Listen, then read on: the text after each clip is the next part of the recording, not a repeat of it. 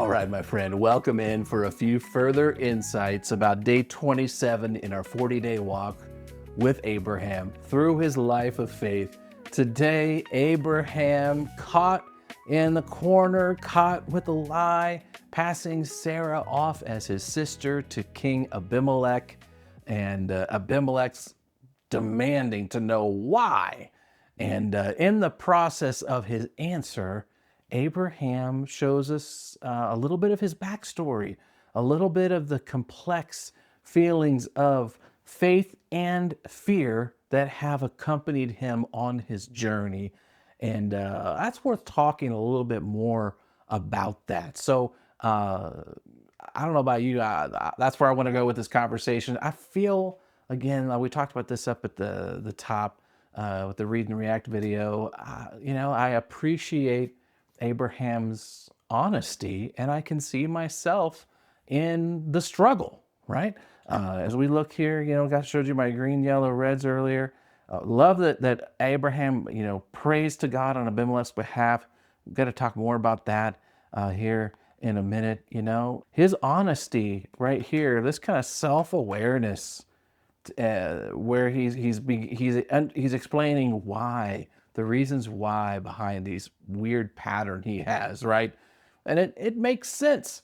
I don't know about you, but for me, it's one thing to have faith as, I don't know, like a moral code, where you have this list of rules you follow that, come from the Bible or come from the religious tradition, that's one thing. Because when you have a moral code like that, occasionally you have to bend that code when things get a little dicey. Sometimes the end justifies the means. I think that's how a lot of us kind of live out our lives of faith.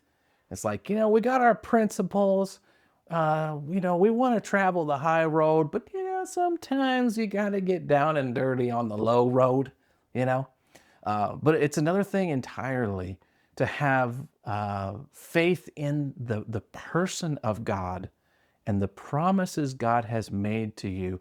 Enough faith to literally hang the weight of your faith on those promises and on the person, the character of God. Today, Abraham faces the fact that, it didn't go that well for him this time around. He reached for an old strategy instead of relying on what God had already told him about his future. He lied. It's not that great, but you know what is great? First of all, what's great about this to me is that this kind of behavior, it seems so out of place in Abraham's life right now. I don't know about you. I read this episode, I read yesterday, and I'm thinking, what are you doing, man? You're back to this again? It doesn't fit. It doesn't belong. And honestly, that's a great sign. This lies, deception, shadiness, this is now out of character for Abraham. This is an old habit for Abraham, even though that old habit, as we talked about yesterday, it does die hard. And I can feel that. I know you feel that too. But here's something that's even better about Abraham today. Man, he owns it. You know what I'm saying? There's an honesty, there's a humility in Abraham's response. When he's cornered in the lie, he doesn't double down, he doesn't dig in, he fesses up. He's like, yeah, I did it, and he's aware enough of his own inner thoughts, his own inner life to explain the why behind the lie. That's huge, man. That's huge. This is growth for Abraham. And plus, not only is Abraham honest here, but he's also humble enough to be part of God's gracious response to the mess he's made, right? He's like, I told a lie. The reasons why involved me being afraid that when God called me to step out into this life I'm living, that maybe I would get in situations where I would have to handle things myself. I wasn't sure what it was going to be like on this adventure with God. And so I kind of have this coping mechanism. I had a little strategy in my back pocket when things got tough, you know? He's able to admit all of that. And then, all right, caught in a conflict with Abimelech where it's Abraham's fault. Abraham prays. Prays for Abimelech, prays for his family, prays for his people. That is a total plot twist. I don't know about you. I did not see that one coming at all. I thought we'd have a fight. We'd storm out. He'd run for the hills like he did when he lied to Pharaoh in Egypt. Pharaoh was like, get out of here and don't let the door, tent flap, whatever, slap you on the way out. You know what I'm saying? But this time he faces it and he prays. And this is what I want to circle this here. This has really got me thinking about my own relationship to prayer, especially for prayer for my so-called godless neighbors, you know, kind of like Abraham worries Abimelech was. You know what I'm saying? Now God's rules for life, all right? Follow me for a second. Let's talk about us and our neighbors and prayer. Okay, God's rules for life, they apply to everyone. Abimelech lives under the rules of the same God as Abraham. The same rules apply. Same for us today. Every person that breathes the air I breathe lives under God's authority, whether they acknowledge it or not. What God says goes, right? But here's the difference, okay? Just like Abimelech and Abraham have a key difference in their relationship with God, you and me have a key difference in our relationship with God from our friends who are not part of Jesus' kingdom, okay? The reality is only God's friends have access to pray to God effectively on behalf of their neighbors. Abraham has the access because of his friendship with God. You and me have the access too.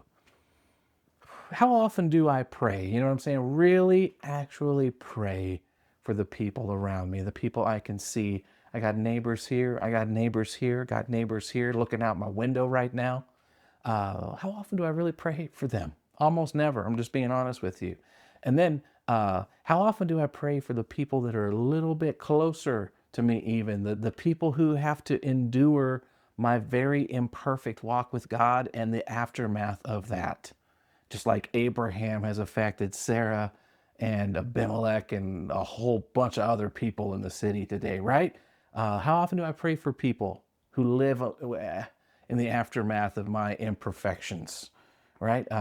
The people around me, they've got lots of reasons to fear, and they maybe not enough fear of God to respect him and to respect God's offer of friendship. And so that's where I come in. You know what I'm saying? And in the rare times I really do actually pray for the people around me. Here's another question that's got me thinking. How often do I ask for God to move with grace in their lives rather than to demand justice? You know what I'm saying? I mean, wouldn't it be amazing if I saw myself more as a conduit of God's favor and blessing in the lives of the people around me and less like God's deputy sheriff, you know, here to write people up for all their moral infractions? You know what I'm saying?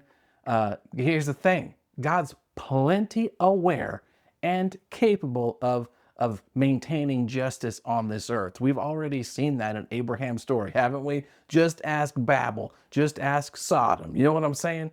God's, that's his job. He's got it handled. You know what God can't do and won't do? Well, God won't and can't pray to God on behalf of my neighbors. That's my job. That's on me. Listen to this. If you ask our man Paul, New Testament Apostle Paul, Paul might even say that as a follower of Jesus who's part of God's work in this world, living amongst my neighbors, Paul might even say that prayer for them is not only my job, not only your job, but it's job one. Listen to this quote. Let me share it with you, okay? Listen, it's 1 Timothy, okay? It's chapter 2. Here, Paul says this. He says, I urge you, first of all, to pray for all people. Ask God to help them, intercede on their behalf, and give thanks for them. Pray this way for, oh, it gets better, kings and all who are in authority. Talking about government figures that we don't trust and we don't agree with, so that we can live peaceful and quiet lives marked by godliness and dignity. Those prayers and those lives of godliness and dignity, says this is good and pleases God our Savior, Paul says, who wants everyone to be saved and to understand the truth. You can look at it for yourself. It's 1 Timothy 2, 1 through 4. Did you catch what he said there? He says, first of all, pray for all people. Ask God to help them. Oh, so here's, I got to reflect on this. You got to reflect on this. The people around me, all people, the ones on the other side of the aisle, the ones on the other side of the fence, the ones on the other side of the issue. When I pray for them, am I asking God to help them? Now, help doesn't mean accomplish their dreams and schemes, but it means to help them. To bless them, to have a life where they flourish. And that, of course, includes a relationship with Jesus if they don't have one, of course, right? So here's what I got to face. Do I want God to move against the people around me or in them? Do I want God to punish their mistakes or capture their hearts? Do I want them to be taught a lesson or to experience the meaning of God's love? I'm really good at prayers for justice, prayers that call out to God. God, fix those people, stop those people. I'm less good at prayers for grace, pleading with God. God, save them. God, heal them. Proverbs. There's a proverb that says, the Lord is far from the wicked, but he hears the prayers of the righteous. It's Proverbs 15:29. Let's not forget what it's like to be far from God. You know what I'm saying? Let's also not waste the privilege of being one of the righteous who's able to bend God's ear. And let's not forget that status of being righteous is not earned. It's a gift. So let's not hoard it. Let's use it. It's kind of crazy to think, but back to Abraham today. Abraham's wild misstep, this whole Sarah situation, it does give Abimelech and his people a chance to see the power and justice of Yahweh in action, and then also the grace. It's interesting. God's able to use that.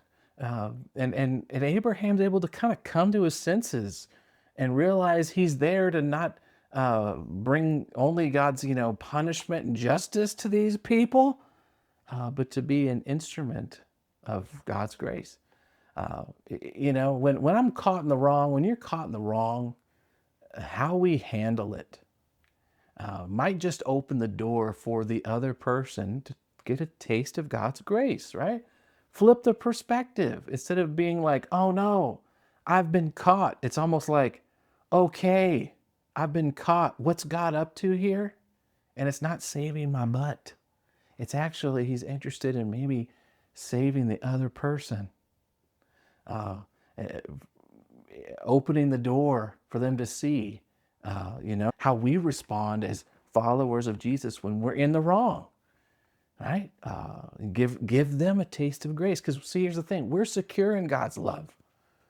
so we can be honest about our faults. It's like Abraham, right? Just own it. Honesty, humility.